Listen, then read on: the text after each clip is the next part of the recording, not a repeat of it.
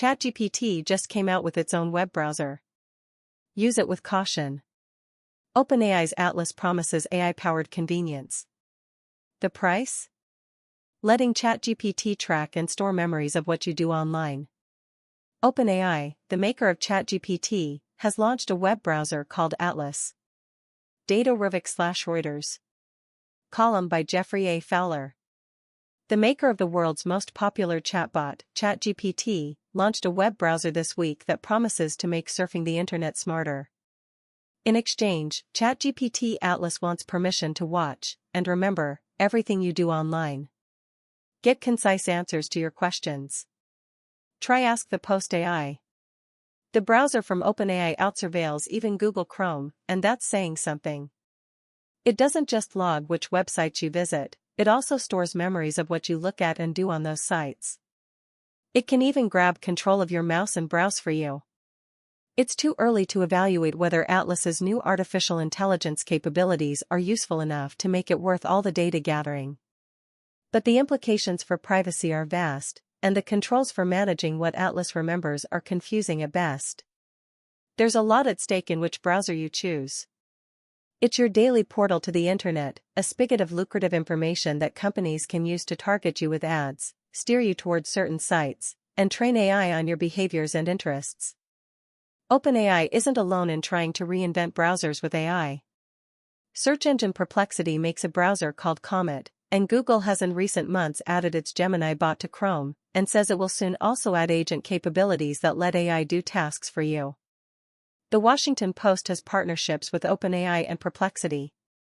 So what does Atlas actually do? It replaces Google with ChatGPT as the main source to find websites and information. An Ask ChatGPT button in the upper right lets you chat with the bot about pages you're viewing. For instance, you could ask it to summarize an article or analyze data. And it puts ChatGPT one click away for tasks such as revising email drafts. Users can ask ChatGPT to recall and reopen sites they have visited in the past. OpenAI.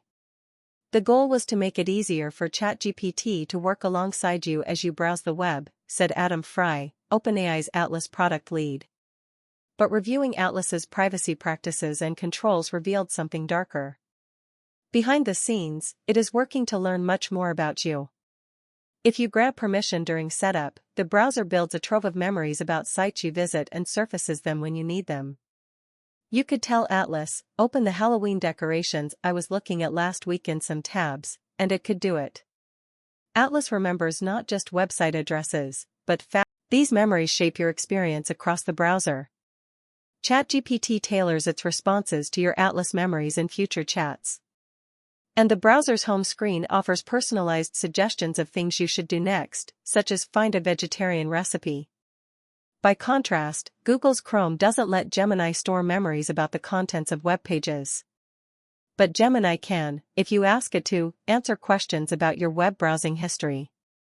That level of personalization brings privacy risks that are hard to understand, much less control.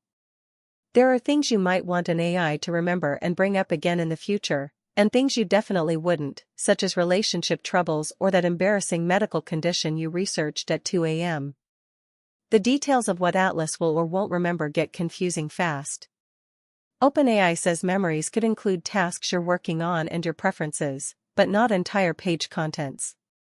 Atlas isn't supposed to remember government IDs, bank account numbers, addresses, passwords, medical records, and financial information. It also isn't supposed to attempt to remember the content of adult websites. However, a test found that Atlas kept memories about registering for sexual and reproductive health services via Planned Parenthood Direct, according to Lena Cohen, a staff technologist at the Electronic Frontier Foundation. It also kept a memory about the name of a real doctor. The extensive data collection in the Atlas browser could be a privacy nightmare for users, she said. OpenAI said it improved its systems after I reported this to the company. You can control Atlas's memories, but it takes effort. In the address bar, you can tell Atlas not to remember certain websites.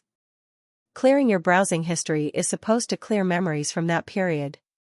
In Settings, Atlas shows a list of its memories, which you can delete individually or all at once.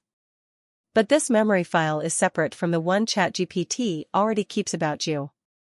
Atlas offers an incognito mode that doesn't add to your history or memories.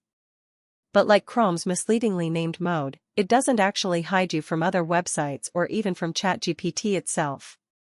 Companies love to claim that they give users control over data collection. But offering scattered privacy settings isn't the same as meaningful control. A 747 aircraft has lots of controls, too. But that doesn't mean just anyone can fly it. Users can toggle between whether ChatGPT can see the content on pages visited. OpenAI. We are using memory specifically to enhance the product features of Atlas, not for anything else, Fry said. The way we use data here is pretty different from social media companies that build interest profiles. OpenAI also does not have an advertising business, he said. Online surveillance can have serious consequences. Will governments be able to ask OpenAI to hand over people's browsing data and memories? What if they're researching activities that are illegal in certain states, such as abortion? After I initially published this story, OpenAI told me it would only disclose user data through valid legal processes or in an emergency situation. It also said browser memories are held on its servers for 30 days and then deleted. In one area, Atlas takes a more conservative approach. By default, it doesn't use the contents of your browser for training its AI, though there's a setting to turn that on if you want. This is separate from whether your ChatGPT conversations can be used for training, which does happen by default. Atlas also introduces new risks by letting AI operate your browser for you. These agents can go on shopping hunts or, as I wrote recently, help you quit subscriptions. But AI agents are still prone to mistakes, and when an agent has access to a browser with your login credentials and payment info, that's a lot of power to hand over. Fry said Atlas lets people use agent mode in a completely cleared-out version of the browser. And certain high-risk tasks involving money happen only in a mode where the user is supposed to monitor what the AI is doing. Browsers have evolved from simple windows to the web into sophisticated data collection tools. Atlas might make browsing more convenient, but only if you're comfortable letting AI deep into your life.